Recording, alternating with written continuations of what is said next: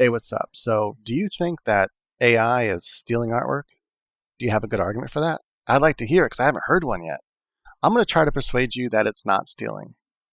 So, let's get on with it. So, this is Neil from masterpaynow.com. Well, this is the comic book Neil from masterpaynow.com. And yeah, so let's go ahead and get started. So, this is David Finch. Imagine if David Finch, this is a great video, by the way. If you haven't watched this video, I highly recommend it if you want to kind of emulate the style, how he does. Wait a minute, but that's stealing, isn't it?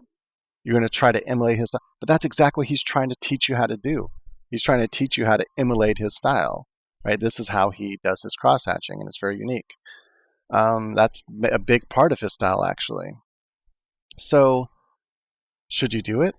Should you watch this video? It's an excellent video. I think you should watch it. But do you think you should watch it? Do you think you're stealing if you learn how to do his style that he's teaching you and then emulate his style throughout your drawings? Is that somehow stealing his artwork? Well, no, it doesn't make sense, does it? You're not stealing his artwork. You're emulating his style, and that's what we do. Especially, like, sometimes comic artists have to do that. They're demanded by a company. This is the style we've developed. Emulate it. This is how we want you to draw. If you don't draw like this, we don't want you working for us, right? That's a big deal. So you have to learn to be able to emulate styles. And oftentimes when you get commissions and stuff, when people hire you to do artwork, they have a certain style in mind. And they will give you image samples from different artists saying, this is what I want. I want this style, but I want, whatever they want. Let's say they want a picture of Batman, or I don't know, not Batman. Let's say they want a picture of Harley Quinn. And they give you a couple different styles they want it in, though, which she doesn't exist in. They give you some old styles of art or something, right? Maybe they give you Rockwell. They go, I want it like as if Rockwell painted Harley Quinn. Like, that'd be interesting, right? Anyway, that's not stealing, though, is it?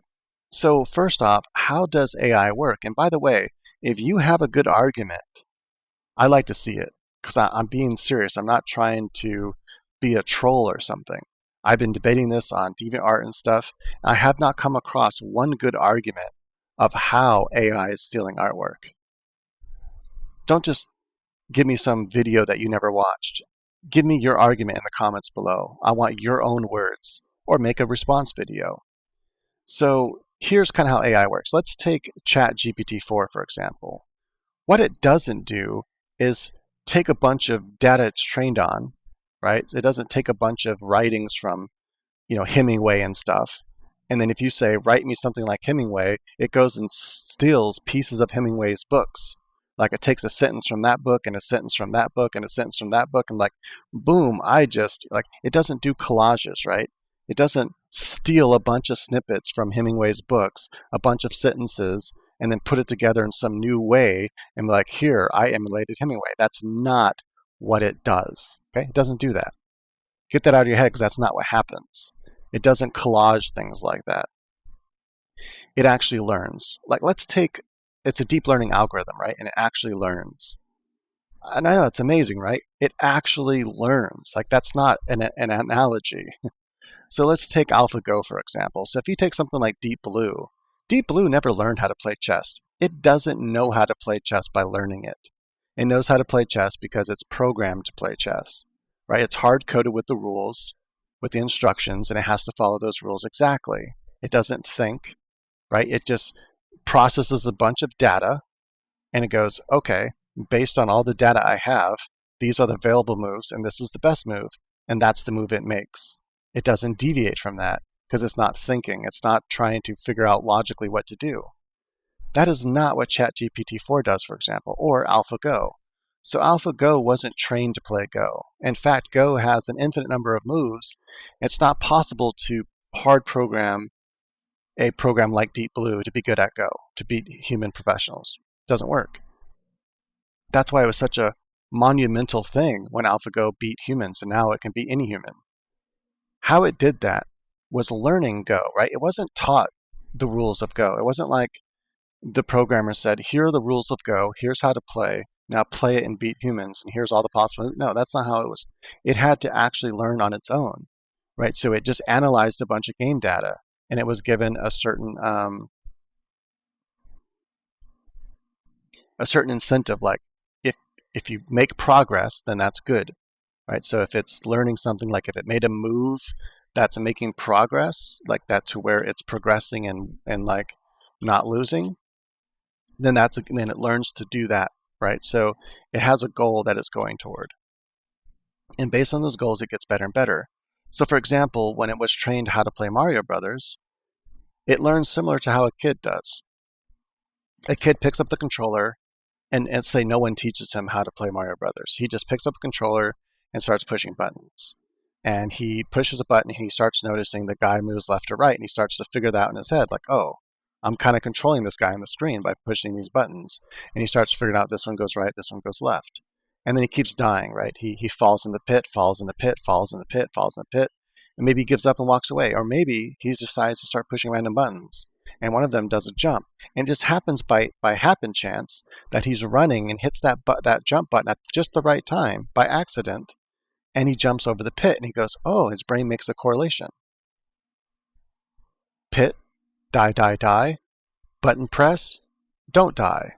I can still play. That's cool. I got past that section, right? And if he does that enough times by accident, he starts to figure out, he starts to make a correlation, and he goes, oh, I can jump over this. No one taught the kid that.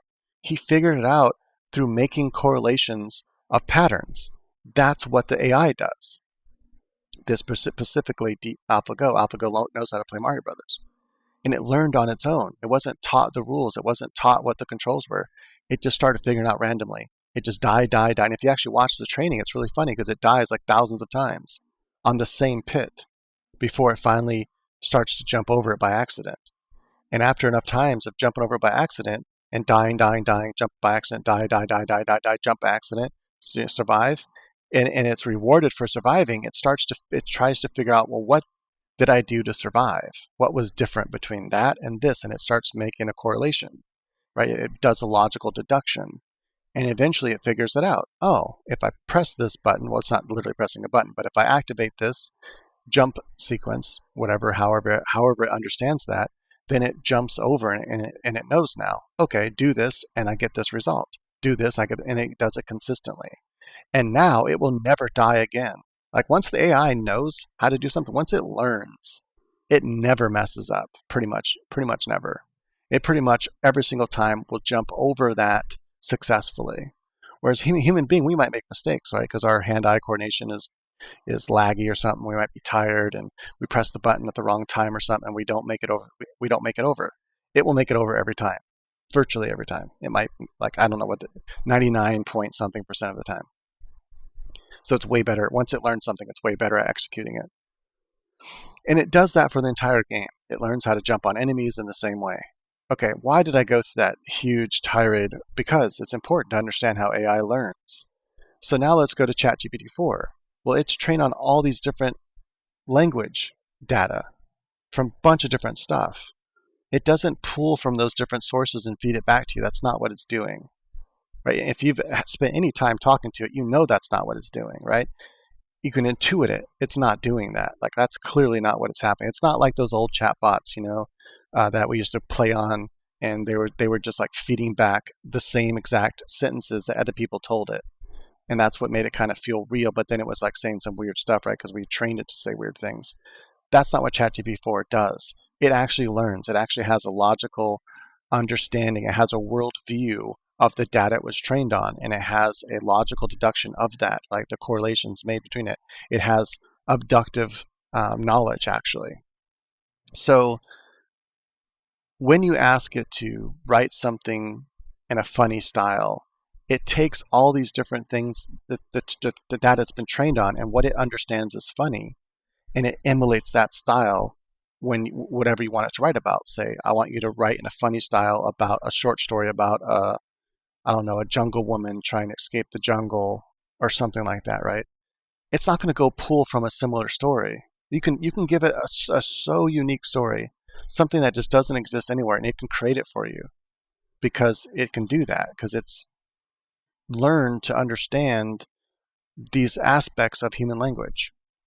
Okay, so how does Stable Diffusion work, Midjourney work, right? These big ones, how do they work? In a very similar way to ChatGPT-4, but instead of being trained on language data, text, they're trained on image data, imagery, and they learn to make associations and stuff between images. So when it's trained at first, it can't draw human beings at all. It can't draw anything that resembles anything that you ask it to. At first, it's just making blobs of color and stuff and like abstract nonsense. But as it trains more and more on the data and it starts to learn that there's some sort of correlation between things and it has some goal that you want it to reach, and it tries to reach that goal, it does so by recognizing these different patterns. And over time, it gets better and better at recognizing those patterns, and it starts producing things that kind of resemble something. Now, if you can kind of see this with Midjourney. Go back to Midjourney 1, not very good. But that was after it already started to make sense. Right? If you look at the data before that, like what it was producing before that, even before Midjourney 1, horrible nonsense, right? Just so abstract. But even Midjourney 1 was so abstract anyway. But at least some of it was resembling stuff that we liked. And then Midjourney 2, then Midjourney 3, and Midjourney 4, and now with Midjourney 5, we're getting stuff that's far more interesting, but it still makes weird mistakes. Look at this, for example. She has 3 legs. Her hand's not right. Her fingers are kind of morphing together here. Look at this over here. This isn't right. Like, I think it's trying to do forced perspective, or not forced perspective. It's trying to do a perspective where her fingers are kind of coming toward us, and sometimes it gets it right, sometimes it doesn't. Hands are hard. It's also hard for AI to do hands. But see, if it were just taking snippets of it, if it was stealing images, well, there's a hand that it's been trained on like this that's out there, right, in its training data. It has a similar position to this very hand here that exists, that is good already. It could just steal that hand and put it in here with the new lighting conditions. It can steal a hand for this, but it doesn't do that, right? So if it was just stealing pieces of imagery and stuff, people's artwork out there, then it would be able to make perfect hands all the time, because it would just steal. Dude, it's been trained on so many images. There are so many hands for it to choose from. It can just choose any hand that matches this kind of pose and this kind of pose here and produce a hand that is good. But it's not stealing, it's learning. It's learned to do this, and it hasn't learned it well yet. It needs more. We need to make more goal-oriented things for just hands, right? And some people have done that. Some people have made embeddings where they train it on thousands of images of hands with a goal in mind to make good hands versus bad hands, and it gets better at making hands. Now, if they incorporate that into the overall model, then the thing in general would be better at making hands, but they haven't done that yet. So I'm sure they will, and I'm sure over time it'll get better. Midjourney 5 did do something, because it is getting better at drawing hands, and it was in Midjourney 4. So they've done something to help it be better at hands. And the more that we help it learn, the better it'll get at drawing hands. And if we can help correct it, because look how much faster you can learn if you're trying to draw hands and someone points out an error you're making. A good artist goes, hey, you're making this error. If you fix that, like, stop doing it this way, do it this way. And then you will excel at learning to draw hands that much faster, right? Or if you look at a bunch of different, courses or videos and stuff on different people's approaches of teaching hands, and then you take all that data and you get better at doing it. And if we can do that with AI, it'll learn even better. But anyway, the point is that it's not stealing. So I recommend emulate styles. It's a good thing. And why does it matter if AI is emulating your style? If David Finch, I don't know if he has a problem with this or not, but I can't imagine David Finch caring if AI emulates his style, trains on his images. Because if he did, then he should have a problem with doing this video of teaching human beings how to train on his data, right? Hey, go look at my artwork, look how I do things, then teach it, here's how I do things. Now you can try to emulate my style. You can try to do this cool kind of hatch working here. And he also teaches it for how he does anatomy and all that kind of stuff. So not only is he saying it's okay to look at his artwork and learn from it, but he's saying, here, I'm going to teach you how to do my style, for you can draw artwork like me. If he doesn't have a problem with that, I don't see why he would have a problem with AI doing the same thing. I think what it is people have a misconception of how AI works. They think AI is doing something like I just described over here, that it can just somehow take one of these poses, for example, that it's just going, oh, I've seen an image like this, and it's just taking that exact image and putting it here. but that's not what it's doing. Look at the leg here is too short, right? This leg is longer than this one. It doesn't look right. It makes little mistakes like that because it's not just taking an image that exists and doing it, right? Look at this hand. That's whack. That's not a hand. Look at this hand. Total whack. Nonsense, right? If it were taking an image that it's seen and it's taking elements from different images, well, then it should take elements from those images, steal the hands, and make proper hands, right? Just steal the proper hands that you have in your data set, which it does. It has millions probably of proper hands in a pose like this, at least thousands. It can pick one of them and put them in here and bam, collage it together, and now you got something that actually works. But that's not what it's doing. Now, if it were doing that, I can understand. You'd have some argument that maybe it's stealing, but it's not doing that. Look at this hand. Oh my goodness. Look at that's not what it's doing. It's learning over time and it's getting better and better. And eventually it's going to be better than all of us. So learn to use it because it is the future. But if you think it's stealing, correct me, make a good argument below, and let's chat about it. I really do want to see a good argument that it's stealing. I just haven't seen one yet. Until next time, I'll see you. Go ahead and do all the stuff, hit the like button. It takes a second. It helps.